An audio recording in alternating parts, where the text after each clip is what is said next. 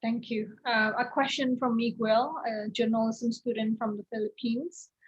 How do you manage your own emotion and your own distress when editing and watching, the footage? And how do you feel now after the film is finished and it's a year after the pandemic? When I was editing, it was on some level it was the most difficult film I edited, because for the first month and a half or 2 months, when I was putting the first rough cut together, I would cry almost every morning when I edit a new scenes. It's just really hard to edit, right? Because the scene, the footage, the story, the emotion was so raw. And as I mentioned earlier, I was going through a lot personally, emotionally, trying to digest my own feelings. So it was really difficult to work on this film. But at the same time, I feel like that kind of almost daily ritual of crying was pretty cathartic for me. That was almost like a therapy for me. Because I talked to a lot of friends, right? I mean, a lot of people who were sheltered or locked in their own apartment, not being able to go out and see people, they feel really depressed. For me, at least, whatever emotion I was feeling, every day I could release it by going through that, watching really challenging footage and cry. That was almost like a daily healing ritual for me. And secondly, because I was so emotional during editing, that made the editing process really, really fast. So with this film, in my past, a lot of time when I started editing, my process would be I would look at the rushes really carefully and then have some sort of like a rough roadmap as I try to edit and try to fit the scenes I'm cutting to fit that roadmap. But with this one, I really just dived in, really went through the footage really quickly. I just only pause if there's a shot or image that moved me. Because at the beginning, we don't know who may be the characters. When I started editing, there's so many characters we film. And then once we had a moment that made, moved me or brought tears to my eyes, then I would start really focusing on that scene and try to edit that. And then the way I edit was really following my emotional flow and trying to, go with the flow with the scene. So it almost like every day I will have at least one or sometimes two scenes I would be able to finish, just because I'm really following the emotional flow within the scene, how it moved me, and trying to capture that flow and retell to the audience and to the viewers. So that made editing extremely fast. Thank you. There's a question from Tops Brugada, filmmaker from the Philippines. Hi, Tops. So your first question has been answered.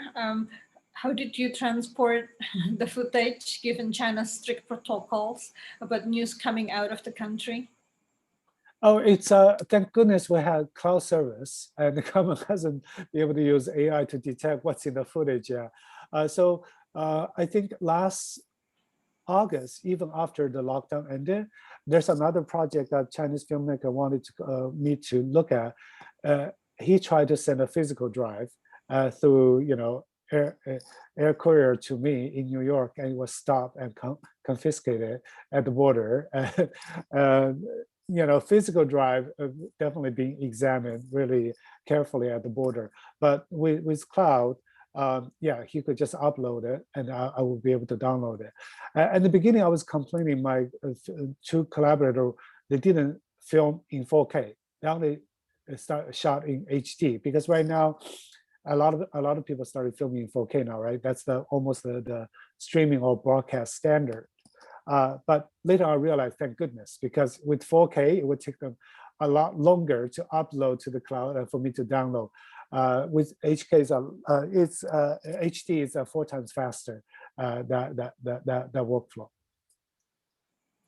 Thank you. There is a question from Ligaya from the Philippines. Were there any footage or stories that you decide to exclude, or you or your co-directors decide to exclude? Can you share more about those? Yeah, So there are a lot of footage we didn't include, right? One type is sit-down interviews. So we did interviews with two whistleblower doctors. As I mentioned earlier, by the time we got access to their hospital has completely calmed down. There's not much in terms of the verite footage we could film of them treating the patients anymore. It was really quite calm by that time. And we also had interviews of dissidents, suing the government because his father had contracted COVID inside the hospital when his father was visited the hospital for something completely a minor disease. We decided not to use them for artistic reasons because you sit-down interviews are very emotional, dramatic, verite scenes. They don't cut well together. But thank goodness we didn't use the interviews because we later on find out Ai Weiwei's Coronation, that film, filmed the same guy, the same dissidents, interviewed the same dissidents.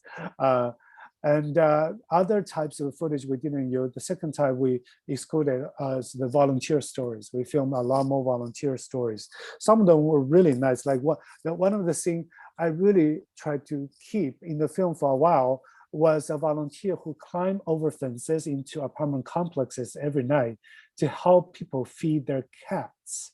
Because there are sometimes when people leave Wuhan to go back home for Chinese New Year, they were locked outside of Wuhan, they couldn't come back in.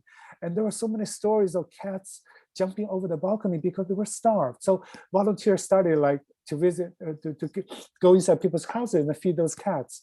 And that scene was just so adorable, so funny and with a lot of humor. But then it kind of like, you know what, this type of story, it just slows down the film overall, even though individually it may be nice to look at, but overall it kind of doesn't, it's not totally in sync with the theme of the film. We cut out all those volunteers, most of the volunteer scenes. We only kept one because one of the volunteers was driving a pregnant woman into the hospital.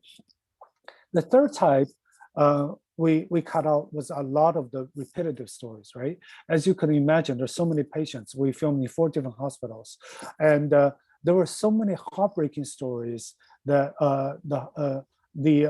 especially in the early days when they were first admitted inside the hospital, just as the patients in the film, some of them one of them were saying, I woke up finding my mother lying dead right next to me in bed, right? So we have a lot more stories like that. And editing those, so like testimonials on camera was the most emotionally difficult because you really feel their pain, and they would talk for hours. They were talking to the camera as if the camera was their therapist, right?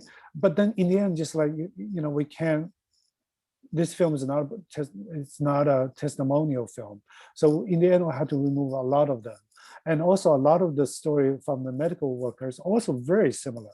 I mean, a lot of people were just trying to save patients. And in the end, I just, just kept the 2 main characters, right? Yang Li and Tian Jing, and the female head nurse and the male nurse. I just kept, their stories because their story just, I resonate the most with their stories.